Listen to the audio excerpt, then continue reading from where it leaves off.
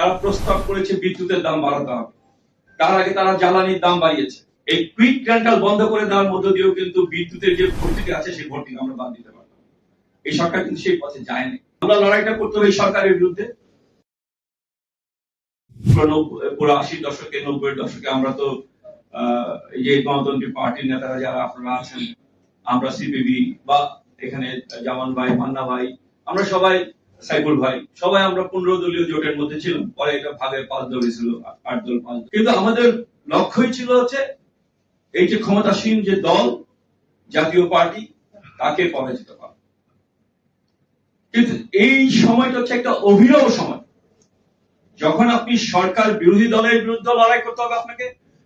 এই যে গতকালকে বা পরশুদিন তারা প্রস্তাব করেছে বিদ্যুতের দাম বাড়াতে হবে, তার আগে তারা জ্বালানির দাম বাড়িয়েছে। এখানে তারা বলতে পারে যে যুদ্ধ হচ্ছে এই জন্য আমরা জ্বালানির দাম বাড়িয়েছি, বিদ্যুতের দাম বাড়াতে হবে।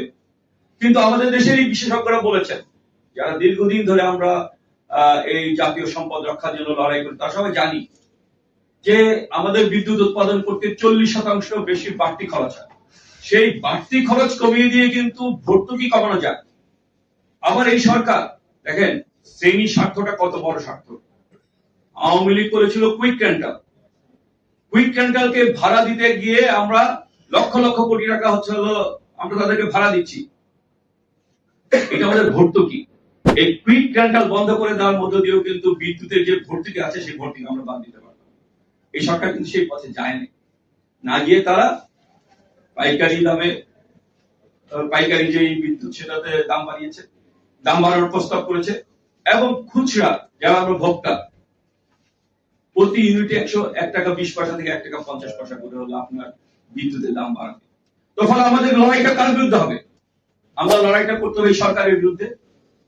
সরকার যতই ভালো ভালো কথা বলুক, আমাদেরকে একবার পার্লামেন্ট পর্যন্ত যাওয়ার অনুমতি দিয়েছে। আমার ইতিহাস, আমার রাজনৈতিক জীবনে এরকম ঘটনা ঘটে নাই।